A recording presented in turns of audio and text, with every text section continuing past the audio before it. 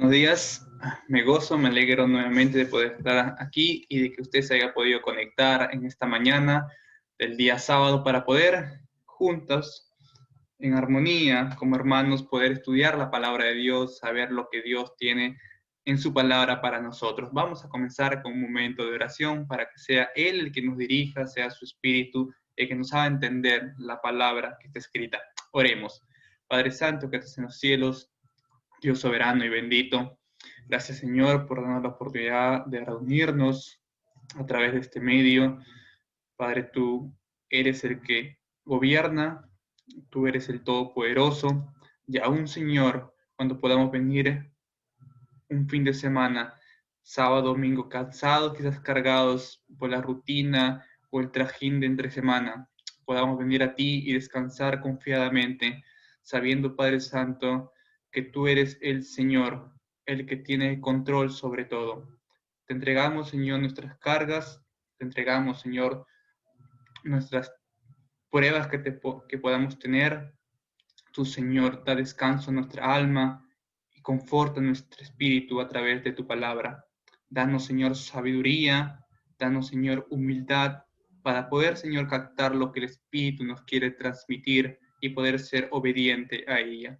Oramos así en Cristo Jesús. Amén y amén. Listo, hermanos, vamos comenzando. Vamos a abrir nuestra Biblia en Hechos capítulo 11, donde tenemos la enseñanza habitual de todos los sábados. Vamos el día de hoy a compartir una diapositiva para poder seguir la secuencia de Hechos capítulo 11, la segunda parte. Cuando hablo de segunda parte me refiero al verso 19 hasta el verso 30.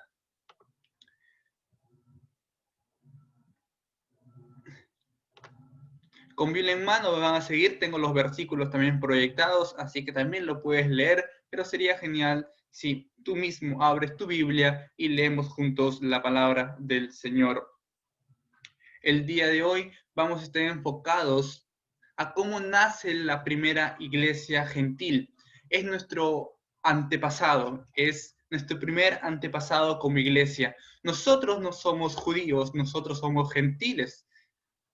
Y si queremos trasladarnos a cuál fue la primera iglesia gentil que se formó como una iglesia básicamente local, pues aquí la vamos a encontrar en Hechos capítulo 11 del verso 19 al 30. Es fascinante estos versículos porque nos va a dar luz de cómo era la primera iglesia, la iglesia primitiva, los primeros gentiles que se convirtieron al Señor, que se reunieron y cómo fueron creciendo, como una planta que necesita agua y abono para tener un crecimiento saludable y que pueda dar fruto en su tiempo. Es necesario el cuidado de un jardinero, alguien, una persona que esté al cuidado de la planta para poder hacer todo ese crecimiento y para que pueda dar fruto en su tiempo, en el momento adecuado, para que pueda agarrar madurez. Y es así, si el jardinero, la persona, descuida esta labor, lógicamente no va a tener el crecimiento la planta que debería esperar, no va a dar fruto a su tiempo y va a haber un retraso en su crecimiento. Hasta puede marchitarse y simplemente morir en el camino de su desarrollo. Y es lo que no buscamos tampoco como iglesia, cada uno, cada hermano, cada convertido que se inicia en el Señor necesita crecer, pero crecer al ritmo adecuado, crecer de tal manera que tome madurez en algún momento en que ya debe tener madurez también por el tiempo cronológico que tiene en Cristo.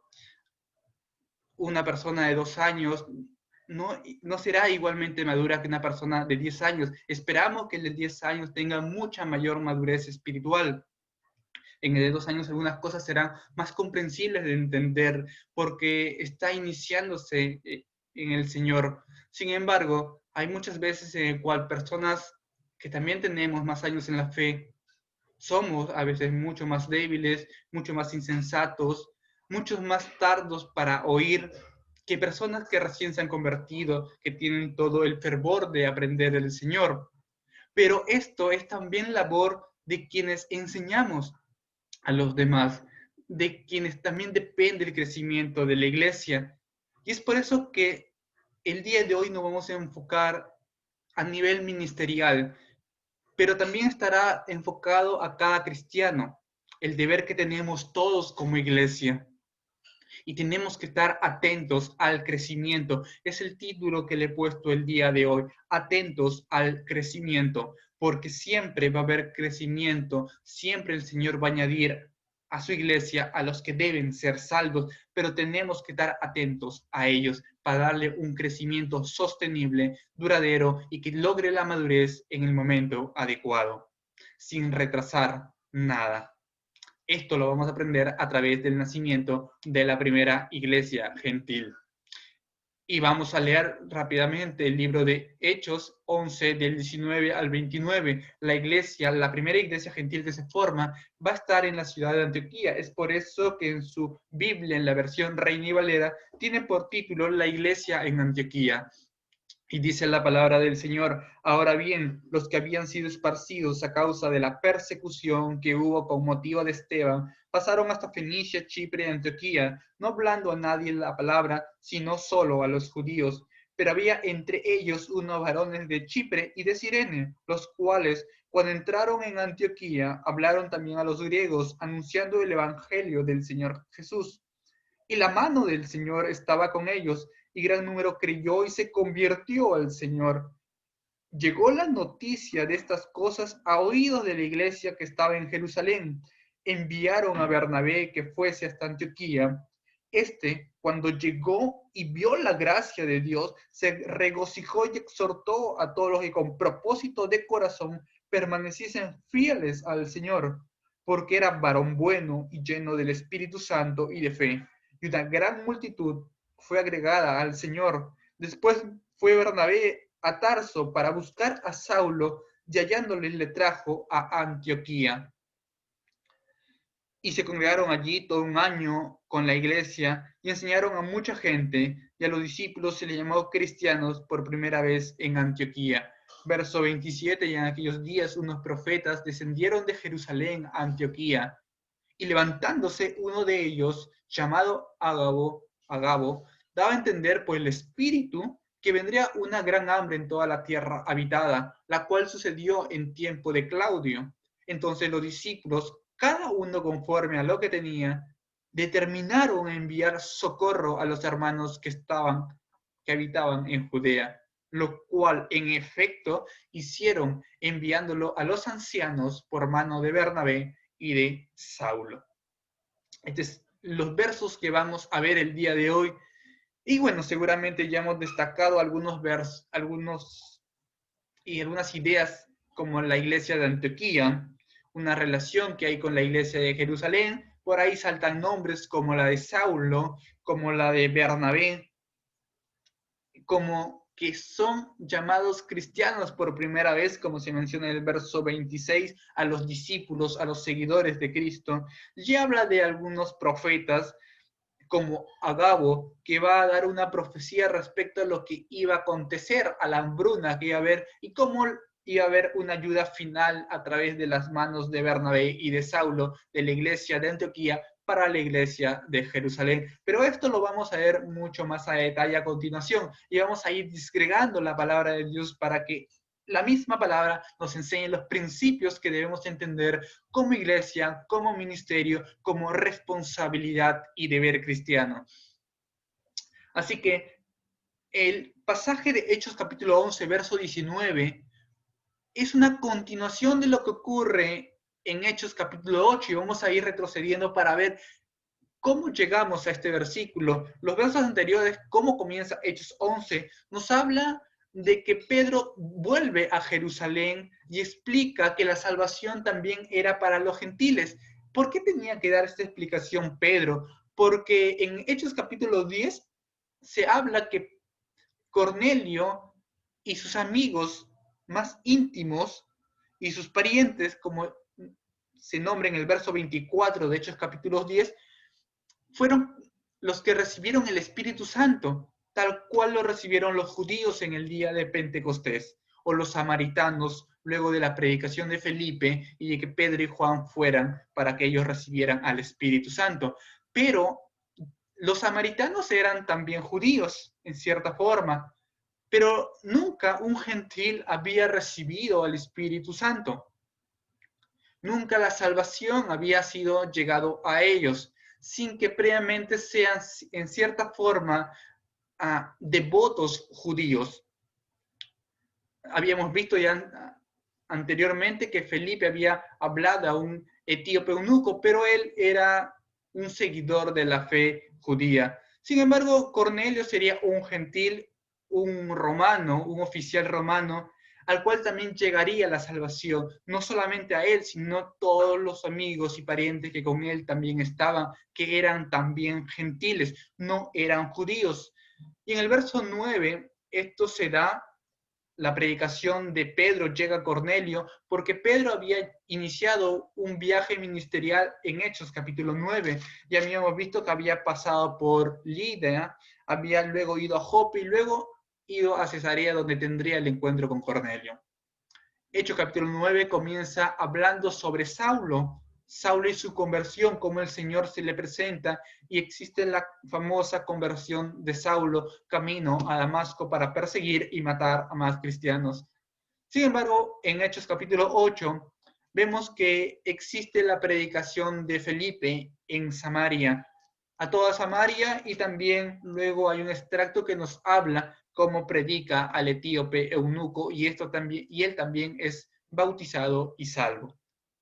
Entonces vemos cómo hay un retroceso a lo largo de Hechos capítulo del 8 al 11, porque en Hechos 8:1 es donde se nombra la persecución, cuya continuación va a estar narrada en Hechos capítulo 11, que hemos tenido la lectura bíblica. Es por eso que hemos retrocedido, porque todos estos capítulos, 3, 4 capítulos que está proyectado, es un paréntesis a la continuación del relato de Lucas que nos habla en Hechos, porque nos dice el verso 8:1, el capítulo 8, versículo 1, y Saulo consentía en su muerte, en la muerte de quien, de Esteban, y en aquel día hubo una gran persecución contra la iglesia que estaba en Jerusalén, y todos fueron esparcidos por la tierra de Judea y de Samaria, salvo los apóstoles.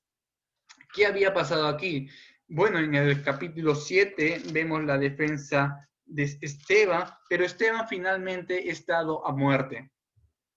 Ahora, ¿quién estaba consintiendo con la muerte de Esteban? Saulo de Tarso, un joven Saulo de Tarso, fariseo, que había sido criado a los pies de Gamaliel.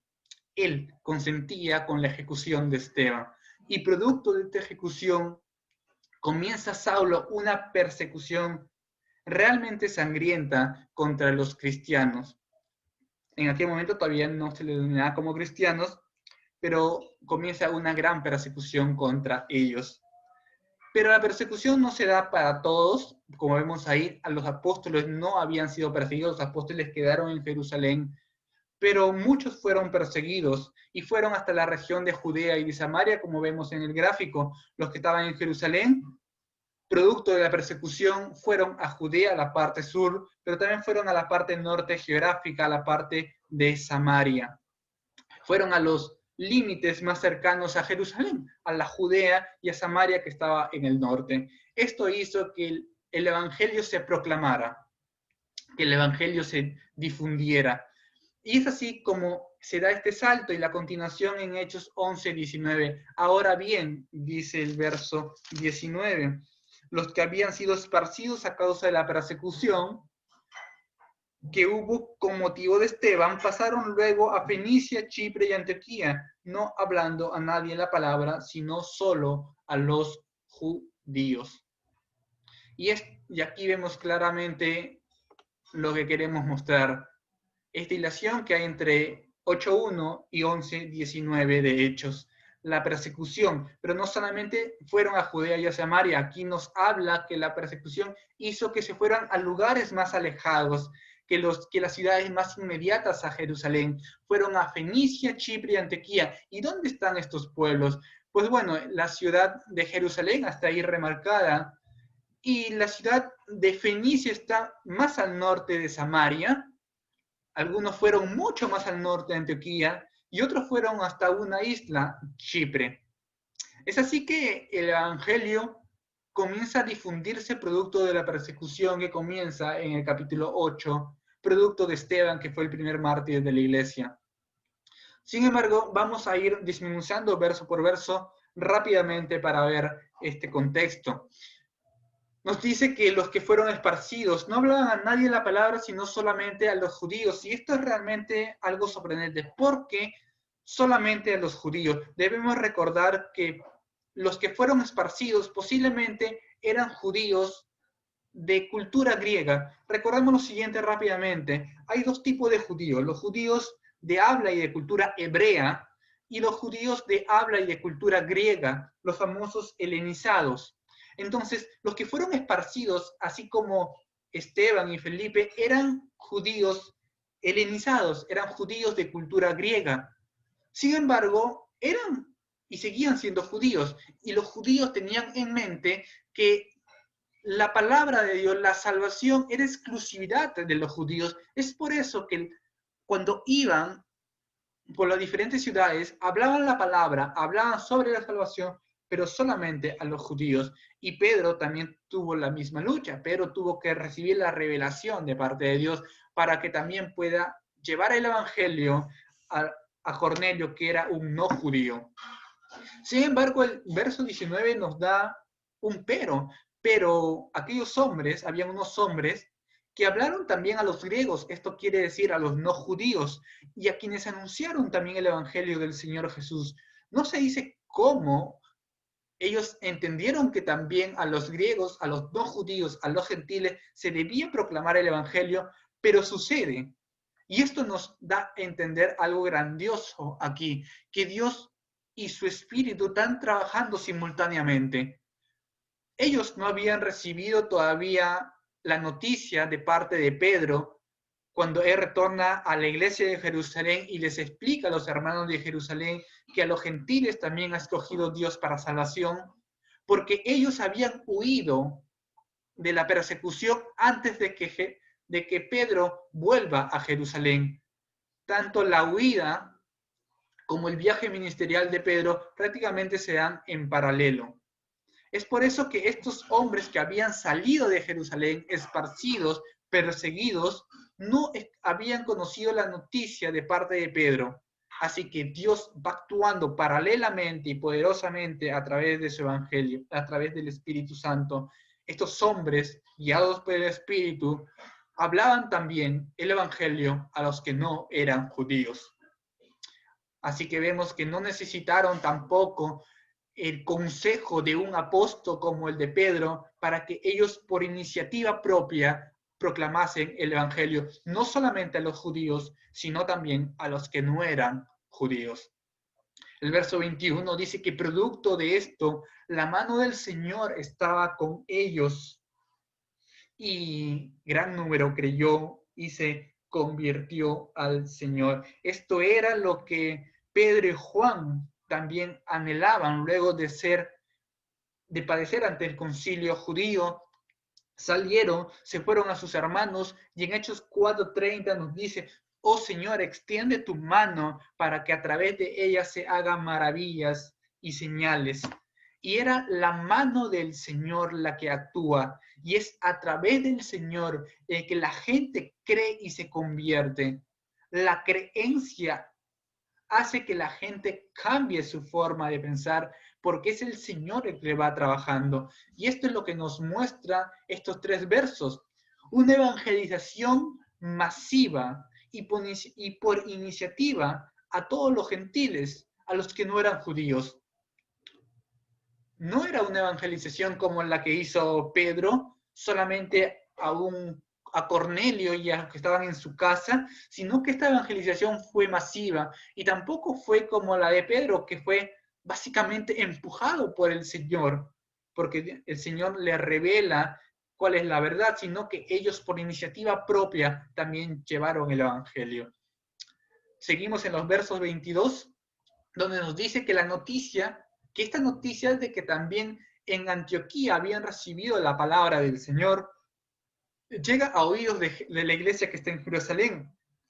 Pero esta reacción no va a ser la misma que tuvieron a inicios de Hechos capítulo 11, cuando supieron que también los gentiles como Pedro habían recibido el Evangelio. Recordemos que cuando Pedro vuelve a Jerusalén, tiene alguna recriminación por parte de los judíos de la iglesia de Jerusalén. Le dijeron, ¿cómo has podido tú entrar en casa de hombres incircuncisos y has comido con ellos? Sin embargo, luego de que Pedro les narre cómo el Señor le había mostrado en misión, en el verso 18 terminan exclamando y dando gloria al Señor, diciendo, de manera que también a los gentiles ha dado Dios arrepentimiento para vida. Con este conocimiento y cómo esto se da antes de que conozcan de que los gentiles de Antioquía también habían recibido la palabra del Señor, ahora podían acoger de forma diferente que los gentiles también serían salvos. Y es por eso que la mano de Dios, cómo va ordenando los sucesos, cómo hace que una suceda antes que otra, para que toda la iglesia se desarrolle en armonía y no haya estancamiento de la difusión de su evangelio, del crecimiento que la iglesia debe tener. Ahora la iglesia de Jerusalén ya estaba preparada, tenía el conocimiento, tenía la verdad, que también a los gentiles Dios había escogido como pueblo y los había unificado con el pueblo de Israel para salvación. Y ahora escogen a Bernabé, a un hombre que no era de Antioquía, que no era, disculpa, de Jerusalén, sino que había nacido en Chipre. Bernabé era un judío helenizado, era un judío griego, y es a él al que se le envía. Pero este hombre tiene un corazón tan grande, como se habla en el verso 24, era un varón bueno y lleno del Espíritu Santo y de fe, características parecidas a las que recibe Esteban. Y cuando él llega, se dice en el verso 23, que lo primero que hace es ver la gracia de Dios. No ve a las personas, que claramente se regocija luego y exhorta a ellos a que permanezcan fieles al Señor, pero lo primero que él ve es que la mano del Señor había actuado en esta gente. Y aquí a veces hago un paréntesis solamente a modo de reflexión ajena a lo que queremos llegar, pero que también es bueno evaluar. A veces nos podemos comparar como iglesias bautistas y ver que otros hermanos de otras denominaciones, pero que también son sus hermanos en Cristo, tienen mayor aforo de personas, tienen un mayor crecimiento, y a veces vuelve a nuestra mente la crítica. Pero cuando tenemos que tener el corazón de Bernabé, ver que en otros lugares también se hace y también está la gracia de Dios actuando. Este es cuando no nos enfocamos todo en nosotros, cuando quizás vemos que no, aquellos tenemos menos gente porque acá se predica la palabra tal cual, pero desechamos que la gracia de Dios está en todo lugar. A veces hay que quitar algunos prejuicios que podamos tener y más bien tener este corazón de Bernabé, que cuando ve a gente que se congrega para alabar y aprender de Dios, vemos y nos gozamos también y decimos, ahí está Dios actuando, ahí está la mano de Dios, ahí está la gracia del Señor. Claramente hay muchas cosas que se deben mejorar en nuestras iglesias y en la iglesia en general, pero esto vendrá en su momento. Lo que Bernabé hace es primero regocijarse y va a exhortar a que permanezcan fieles al Señor, no que permanezcan fieles a una costumbre judía, a un ritual, a una forma de congregarse, a algo específico, sino que permanezcan fieles al Señor. Y ese es lo que Bernabé quiere transmitir. Como nos dice Hebreos 12:2, pues puestos las miradas en Jesús, el autor y consumidor de la fe. Esto es la base, lo esencial, lo que necesita el cristiano. Ver a Cristo y permanecer fiel a Él. Como Antioquía era una ciudad llena en inmoralidad sexual, llena en paganismo, y seguramente estos hombres recién convertidos aún tenían ciertas costumbres, pero Bernabé no ataca directamente estas costumbres, sino lo que quiere primeramente es que ellos, con el propósito de su corazón, permanezcan fieles al Señor, y cuando esto esté en su corazón, el cambio se va a dar. Y lógicamente que va a haber exhortaciones de acuerdo a conductas que no son dadas para un creyente en el Señor. Pero Bernabé hace este primer hincapié en que las personas convertidas sean fieles al Señor, de tal manera que también por la obra de Bernabé, gran multitud fue agregada al Señor. En el verso 24 nos dice esto, y vemos que el trabajo pastoral de Bernabé es afirmar la fe de los gentiles convertidos. Y el verso 24, en la última parte, como recalcábamos, decíamos que la gente seguía siendo añadida a la iglesia, de tal manera que Bernabé va a tener, solo ya no va a poder, sino que va a tener que tener un trabajo con alguien, un apoyo. Y esto lo vemos en los versículos siguientes. En el versículo 25 nos dice, después fue Bernabé a Tarso para buscar a Saulo, y hallándole le trajo a Antioquía. De Saulo se había hablado en el capítulo 9, sin embargo en el capítulo 10 y recién en este capítulo 11 nuevamente se trae a mención. ¿Dónde estaba Saulo? Bueno, recordemos que Saulo había ido camino a Damasco a perseguir a los cristianos para traerlos a Jerusalén, así que vuelve él a Jerusalén, pero ya vuelve convertido luego del encuentro con el Señor, y luego de haber sido perseguido por los judíos en Damasco, huye a Jerusalén, donde va a estar con los apóstoles. Sin embargo, los apóstoles también aún estaban reacios a aceptar a Saulo porque tenían miedo. Sin embargo, fue justamente Bernabé el que los trae a los apóstoles y les muestra cómo el Señor le había dado verdadera conversión. Bernabé era un hombre de misericordia, de amor, que extendía la mano, y en este caso le extendió a Saulo, y había creado una relación con él. Entonces Saulo había vuelto de Damasco a Jerusalén perseguido, y también en Jerusalén va a tener persecución, de tal manera que él tiene que huir a Cesarea, y luego por ayuda de los discípulos, de los apóstoles, va hacia Tarso, hacia su ciudad natal. Ahí había nacido Saulo, Saulo de Tarso. Y ahora, ¿dónde estaba Saulo? ¿Dónde estaba Tarso? Cerca a Antioquía, donde estaba la iglesia formándose, donde estaba Bernabé. Y Bernabé sabe que Tarso está más cerca que Jerusalén, como se puede ver en el mapa. Así que recuerda de él y sabe el llamado que Saulo tiene, sabe que él había sido llamado a ser apóstol a los gentiles, y justamente Antioquía era una iglesia nacida por gentiles. Esto es maravilloso porque vemos que todo esto es diagramado por el Señor, cómo Dios distribuye y hasta utiliza las persecuciones de tal manera que Saulo vuelve a Tarso y está más cerca de Antioquía. Y ahora Bernabé se acuerda de él y lo trae a Antioquía para hacer la obra juntos.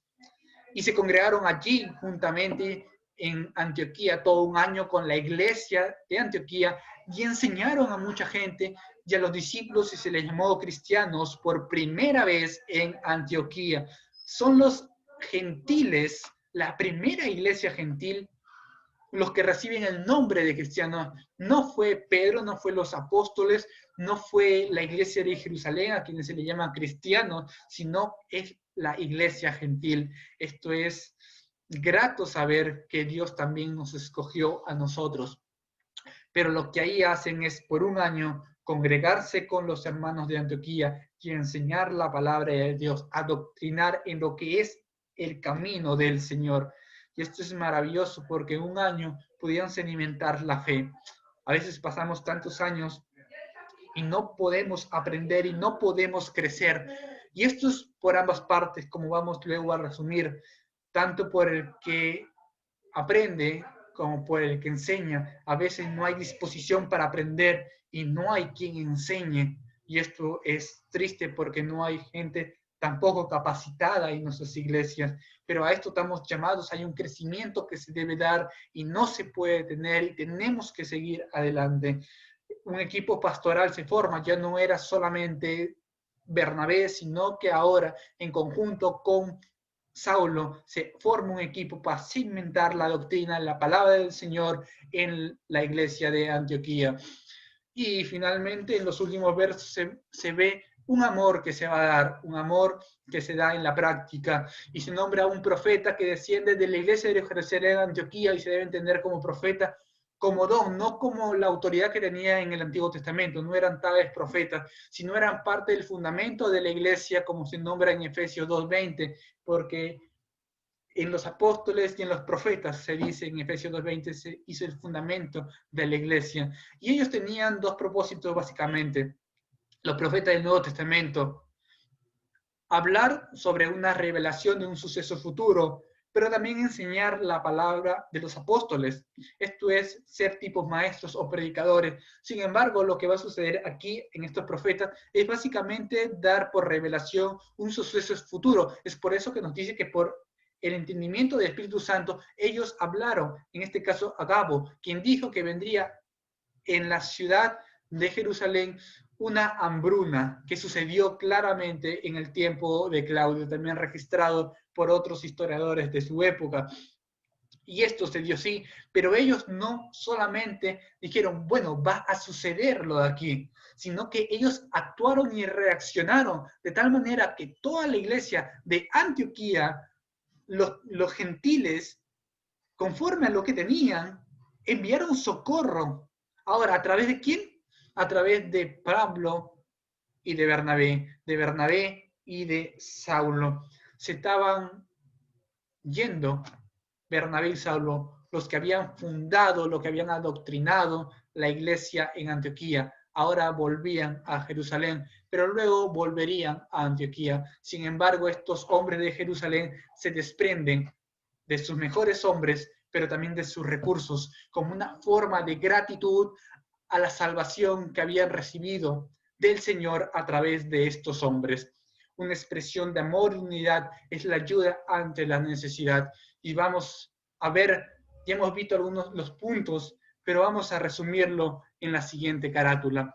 Vamos a aprender principios y quiero que esto quede en nosotros cuando respondemos cómo debemos establecer nuestra iglesia, nuestro ministerio, nosotros como cristianos. Y lo primero que tenemos que hacer es estar atentos a los que el Señor añade, atentos a los añadidos. Siempre va a haber esto de aquí. Sin embargo, dejamos pasar las oportunidades. Y esto es a veces lamentable, triste, porque hay gente nueva que llega a las iglesias, pero desaprovechamos las oportunidades. Hay gente a los cuales el Señor trae para que escuchen el Evangelio, pero desaprovechamos las oportunidades. Y no podemos pasar, tenemos que estar atentos. Pero todo esto comienza cuando hay un evangelismo espontáneo, y lo llamo así, un evangelismo que parte del mismo corazón de cada persona. Cada uno es la iglesia y cada uno tiene el mismo deber. Claro está que tenemos que tener un ministerio evangelístico como iglesia más sólido. Sin embargo, esto nos habla también que la iglesia que se formó en Antioquía no fue producto de Pedro ni los apóstoles. Pedro y apóstoles hicieron su misión en Jerusalén. Sin embargo, en Samaria no predicó Pedro, no predicó ningún apóstol, fue Felipe, fue uno de los 7 diáconos que sirvió a las mesas de la viuda. Tampoco fue el primer mártir, tampoco fue Pedro ni los apóstoles, fue Esteban, que también era uno de los 7 diáconos que servía a las viudas. ¿Quién formó esta primera iglesia gentil de Antioquía? No fueron los apóstoles, fueron los que fueron esparcidos. Y aquí vemos un evangelismo que parte de cada uno, un evangelismo espontáneo, que proclama el evangelio en cada lugar que va.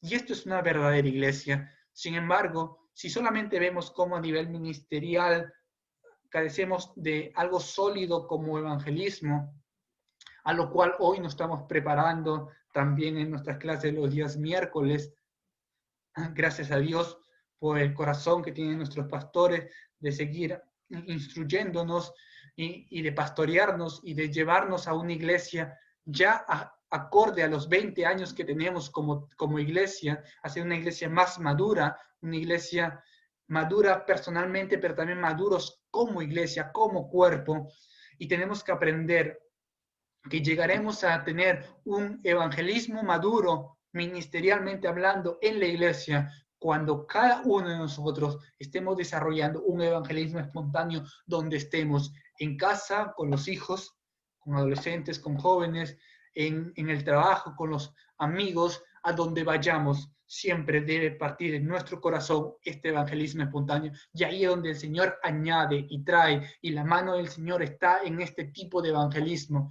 Es el Señor el que, producto de la locura de la predicación, porque así le agradó a Él, que por Él, la predicación del Evangelio, la gente sería salva. Pero esto hace que estemos mucho más atentos, porque tiene que haber un siervo dispuesto y apto para fundamentar la fe de los que se convierten. Va a haber gente añadida, producto de este evangelismo personal y espontáneo, producto de que la mano del Señor está sobre ellos y está actuando a través de la predicación.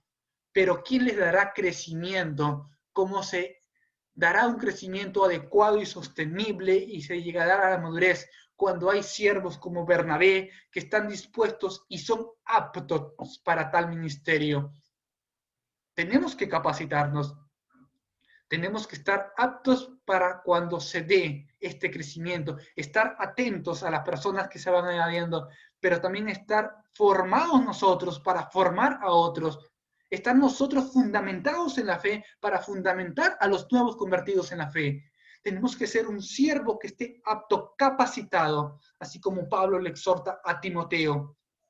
Tenemos que estar preparados, preparados para enseñar a que pongan la mirada solamente en Cristo. Esto es lo que enseñaba Bernabé, solamente en Cristo. Y este es el discipulado verdadero, que miren que nosotros reflejamos a Cristo para forjar y formar también a Cristo en el recién convertido. Esto dura toda la vida, pero tenemos a esto que llegar como iglesia. Esto es la madurez, cuando cada uno refleja en su carácter a Cristo, cuando tenemos las reacciones de Cristo, cuando tenemos el celo de Cristo, cuando tenemos la misericordia de Cristo, como Cristo era celoso porque la iglesia, el templo se había hecho una cueva de ladrones. Ahí Cristo tenía un celo por quién era el Señor y cómo se había hecho su casa. Tenía misericordia cuando veía a la gente que tenía que ser despedida sin alimentos, y él les proveyó de alimentos, pero también miraba su espíritu y veían que eran como ovejas que no tenían pastor, porque no eran pastoreados por los fariseos de su tiempo, porque les imponían cargas. Pero esto necesita siervos dispuestos, capacitados, aptos, que sepan enseñar, que solamente tienen que estar la mirada en Cristo. Esto necesitan los convertidos, esto necesita entender una fe genuina, una fe que esté fundamentada en Cristo, y cuando esto suceda, seguirá creciendo la iglesia y necesitamos trabajar como un equipo ministerial, pero esto demanda también humildad, porque muchas veces queremos acapararlo todo por orgullo, pero el equipo ministerial es necesario y básico, porque como Bernabé entendió que había un hombre, Saulo, a cual el Señor había llamado, a cual tenía mayor capacidades a nivel de doctrina y de conocimiento bíblico, porque había sido formado como fariseo, Saulo, y Bernabé no tuvo miedo, no se miró a sí mismo, sabiendo posiblemente que luego Saulo tuviera mejor posicionamiento que Bernabé, y Bernabé quedara ciertamente rezagado, como luego se va a ver a lo largo de Hechos. Aquí primero se habla a Bernabé y Saulo, luego se altera y le habla sobre Pablo y Bernabé. Y esta es la humildad que tiene Bernabé, en que él llama a otro sin mirarse a sí mismo, sin mirar si tiene menos protagonismo, pero él lo que está mirando es que la iglesia tiene que crecer, que los convertidos tienen que formarse. Eso es humildad y mirar a Cristo. Y Cristo estaba formado en Bernabé. Así que necesitamos trabajar unidamente, pero a veces no hay tampoco muchas manos. Pero No debemos estancarnos, no debemos, como se dice en la frase, llorar sobre la leche derramada o mirar solamente la escasez. Debemos de esforzarnos, debemos de orar para que el Señor traiga más gente a la mies y al trabajo. Quizás la oración dure mucho tiempo en responder, pero también es momento de ir formando, momento de ir capacitando, porque debemos mirar a largo plazo, debemos saber que nuestra iglesia debe crecer y madurar, y debemos estimularnos cada uno en el fundamento de la palabra, lo que necesitamos y seguir predicando. Todo el enfoque está en la palabra del Señor. El crecimiento y la madurez está en la palabra del Señor. Es la palabra la que tiene vida. El cristiano no necesita otra cosa más, sino conocer al Señor a través de lo que Él mismo ha revelado en su palabra. Es fundamental esto. Es la palabra la que dará crecimiento, es la palabra la que le dará vida, es la palabra la que le dará convicción, es la palabra la que le dará entender quién es Cristo y vivir por Cristo. Para que finalmente seamos canales de un amor práctico. A veces cada uno tiene un don distinto. El de Bernabé y Pablo y Saulo no podían predecir lo que iba a venir. Tuvo que venir otro con otro don, un profeta, y decir que iba a haber hambruna. Y a veces nosotros también. Esto es la edificación de la iglesia. No tenemos la alerta de algunas cosas que están sucediendo, pero tenemos que ser humildes y escucharlos también. Hay algunos que son más sensibles a la misericordia, a saber que un hermano está pasando necesidad cuando nosotros no lo vemos, porque quizás estamos enfocados en la predicación de la palabra, y hay otros que vienen y nos dicen, parece que está sucediendo, que falta algo. Y hay que escuchar a esos, porque es la alerta de parte de Dios de las necesidades que hay en la iglesia, de cosas que no vemos, de cosas que estamos dejando de hacer, para que seamos canales de ese amor práctico, canales de ayuda. Los hermanos de la iglesia de Antioquía pusieron su grano de arena, pusieron su dinero, y Pablo y Bernabé fueron quienes canalizaron esa ayuda hasta la iglesia de Jerusalén. Sin embargo, muchas veces rechazamos las ideas que vienen de nuestros hermanos, y hay que estar atentos a ellos, atentos, porque quizás posiblemente estemos haciendo las cosas mal, no estemos haciendo las cosas correctamente, o falte hacer más cosas, o estamos no viendo algunas cosas en las que debemos mejorar. Y eso también depende de nuestro corazón. Saber escuchar, estar alerta, sabiendo que a cada uno Dios ha dado un don para que el cuerpo se edifique, porque a veces no estamos atentos a todo el panorama, y hay hermanos que nos dan alcance de esto. Y seamos canales de ayuda, no solamente escuchemos, sino decíamos, bueno, actuemos entonces, ¿qué tenemos que hacer? ¿Ustedes quieren ayudar? Yo también seré parte de la ayuda. Yo también haré ese canal que ayude de uno a otro. Tenemos que ser un nexo, todos un cuerpo unánime. Es trabajo de todos, hermanos. Desde el evangelismo espontáneo, cada uno tiene el deber. Desde fundamentarse en la fe, el convertido tiene un anhelo de conocer de Cristo, pero ¿quién le enseñará? Un siervo dispuesto y apto que le enseñe solo a mirar a Cristo. Pero hay siervos que estén aptos, capacitados. Bueno, hay que formarlos entonces para tener un equipo ministerial fuerte, en donde tengamos, donde el principal fundamento sea la palabra del Dios, pero también en donde haya dones que nos ayuden a crecer y equiparnos como un gran cuerpo, en donde el amor sea el principal fuente de practicidad en la vida del creyente. ¿A dónde estamos yendo?